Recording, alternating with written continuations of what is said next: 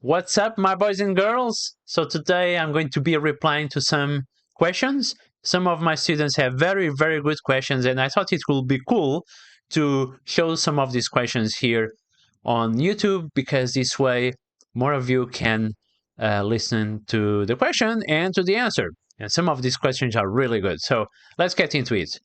So Giovanni asked a question related to security and utility tokens. And he said, "Hi there. Thank you for this interesting lecture. I have a couple of questions, please. 1. What are security tokens and why is it not recommended to build them? And 2. I understand that utility tokens can be used during a game, for example, but why not have a token that will distribute dividends? What will be the problem if a token is considered an investment?" All right, Joe, this is a really good question.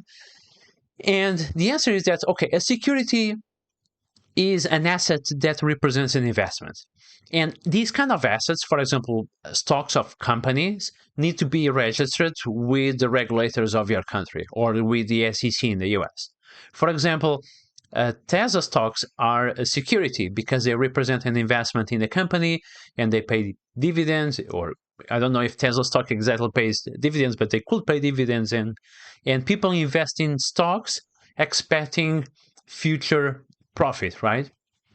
The problem with that is that if you build a token that pays dividends, or if you sell a token, imagine you are a developer, you have a project, and you create an ERC20 token and you sell this token as an investment or you promise dividends, then this automatically falls into the SEC regulations, falls into the Securities Act of 1933, and falls into the we test. I'm going to leave the links for this step in the description of the video, but basically it's not recommended, just because if you do a security token or a token that is seen as an investment or pays dividends and you do not register it with the SEC in the US, best case scenario, you have a big penalty. Worst case scenario, you can go to jail.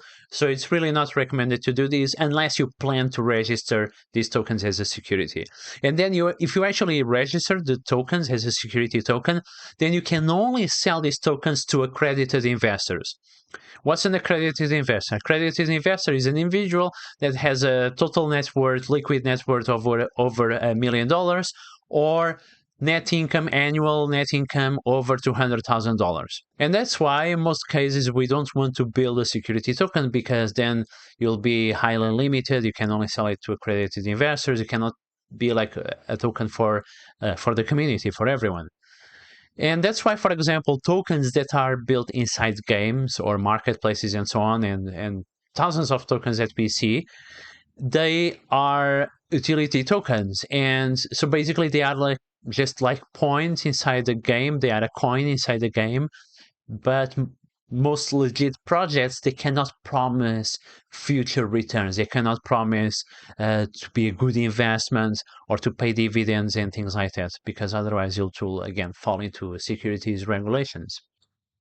All right, then Joe asked another question. Can someone else burn my Bulldog coins? So in this smart contract course, I called coins different dog breeds because there is a Shiba Inu token, right? And Floki Inu and so on. So I thought about like calling some coins like Bulldog and Husky and things like that. So basically, Joe in this question is referring to an ERC20 token. And he asked, I transferred some Bulldog coins to another wallet, and I did the burn function on a small amount.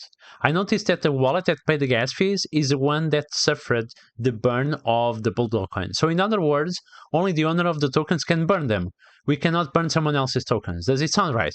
Yes, it sounds right. So for this burn function that you have on OpenZappelin ERC20 standard, only the owner can burn the tokens. And for example, you yourself, if you deploy the smart contract and you own the smart contract, and you own most of the supply that is inside the smart contract that was not distributed to third parties, you can also burn those tokens. So yes, if you own these tokens, either because you received them or because you own the smart contract, you can burn those tokens. That's not exactly the same that will be like, for example, on USDT and USDC.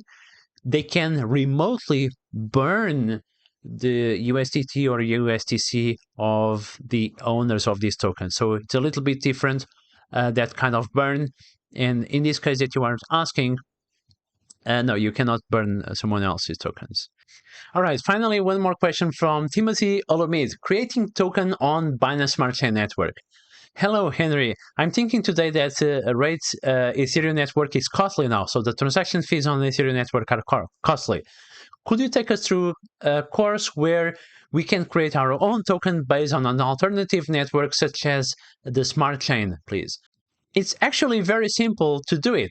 So the same way you deploy an ERC20 token or ERC721, 1155, any smart contract that you deploy on the Ethereum blockchain, the steps to deploy on Binance Smart Chain or Avalanche or Polygon or Moonriver, pretty much any ERC20 compatible, any EVM compatible network, the steps are exactly the same. So what you need to do basically is to add this chain to your MetaMask wallet. I will leave a link in the description section with the steps to add Binance Smart Chain to MetaMask. But basically, you add Binance Smart Chain, you need to put like the chain ID and the RPC, the token symbol, the name of the network.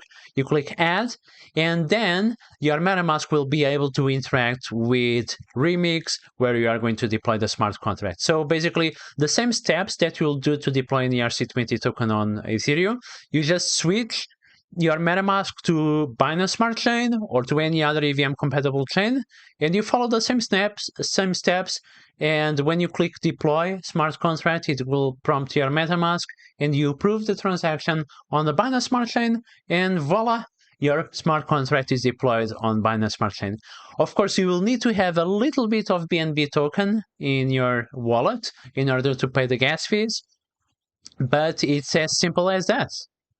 All right, if you have enjoyed the video, give it a like and subscribe and notification bell, bling, bling, bling, and I'll see you tomorrow. Bye.